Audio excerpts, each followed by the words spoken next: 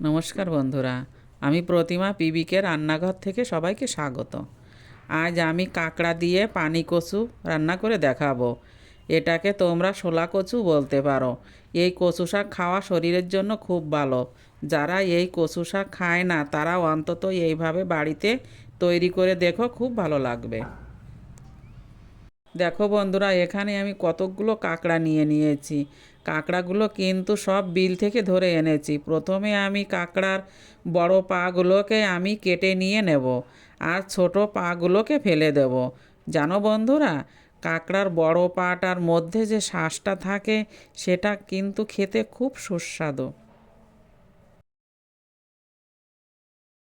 এভাবে একে একে সব কাঁকড়াগুলো কেটে ধুয়ে পরিষ্কার করে নিয়েছি। এইবার এইভাবে আমি কাঁকড়ার খোলাটা ছাড়িয়ে নেব। দেখো বন্ধুরা, কাঁকড়ার মধ্যে অনেক ঘিলু হয়েছে। এই কাঁকড়ার ঘিলু ভাজি করে খেতেও ভালো লাগে। তারপর এভাবে কাঁকড়াগুলোকে মাছ বরাবর কেটে নিতে হবে। বলো তো বন্ধুরা, এটা কি কচু? আমরা এটাকে পানি কচু বা শোলা কচু বলে থাকি। তোমরা এটাকে কি বলো কমেন্ট করে জানিও। এইবার এই কচুর ডাঁটাগুলোকে একটা পরিষ্কার কাপড় দিয়ে এভাবে মুছে নিতে হবে। তারপর এভাবে খোসাগুলোকে ছাড়িয়ে ছোট ছোট করে কেটে নিতে হবে। এবার আমি কচুর খোসাটাকে ছাড়িয়ে নেব, তারপর ছোট ছোট সাইজের কেটে নেব। এবার আমার পানি কচু কাটা কমপ্লিট। দেখো, এই কেটে রাখা কাঁকড়াগুলোকে আমি ভেজে নেব। তাই কড়াইটা উনুনে বসিয়ে তেল দিয়ে দিচ্ছি। কড়াইয়ের তেলটা গরম হয়ে গেছে, তাই এইবার কাঁকড়াগুলোকে কড়াইতে দিয়ে দেব ভাজার জন্য।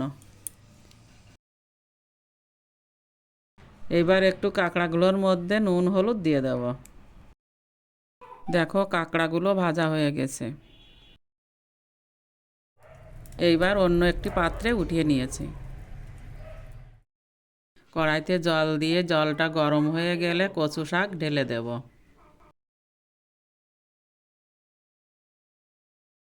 কচু শাক সেদ্ধ করার জন্য 1 চামচ নুন দিয়ে দেব। নুনটা দিয়ে দিলে তাড়াতাড়ি কচু শাক সেদ্ধ হয়। এইবার একটু ঢাকা দিয়ে দেব। কচু শাক তৈরি করার জন্য লাগছে কুচানো পেঁয়াজ, থেতো করা রসুন ও চেরা লঙ্কা। কচু শাক সেদ্ধ হয়ে গেছে, এবার আমি জল ঝরিয়ে অন্য পাত্রে রেখেছি। কচু শাক তৈরি করার জন্য কড়াইটা উনুনে বসিয়ে গরম করতে দিয়েছি। এরপর দিয়ে দেব তেল।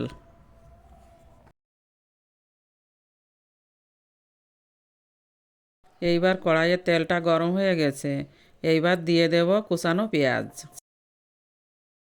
তারপর দিয়ে দেব থেতো করে রাখা রসুন, দিয়ে একটু নাড়াচাড়া করব। এরপর দিয়ে দেব স্বাদ মতো নুন ও হলুদ। দেখো, পেঁয়াজ রসুন ভাজা হয়ে গেছে। এবার দিয়ে দেব ভেজে রাখা কাঁকড়াগুলো।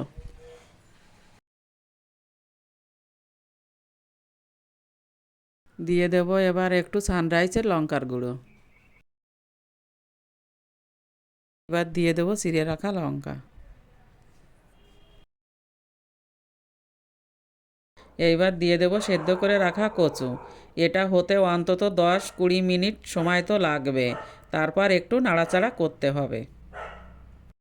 লো ফ্লেমে গ্যাসটা দিয়ে যতক্ষণ না পর্যন্ত জলটা শুকিয়ে যায় ততক্ষণ নাড়তে থাকবো।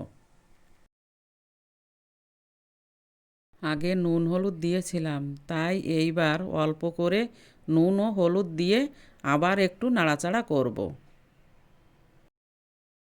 দেখো, কচু শাকটা কি সুন্দর মাখো মাখো হয়ে এসেছে। এবার আমার কচু শাকটা রান্না কমপ্লিট। এবার একটা অন্য পাত্রে তুলে রাখবো। হয়ে গেল আমার দেশি কাঁকড়া দিয়ে টেস্টি টেস্টি কচু শাক। এরকম সুস্বাদু কচু শাক তোমরাও বাড়িতে বানিয়ে দেখো, খেতে খুব ভালো লাগবে। যদি কচু শাকের এই রেসিপিটা ভালো লেগে থাকে তো লাইক, কমেন্ট, শেয়ার ও সাবস্ক্রাইব করে পাশে থাকবেন। নমস্কার।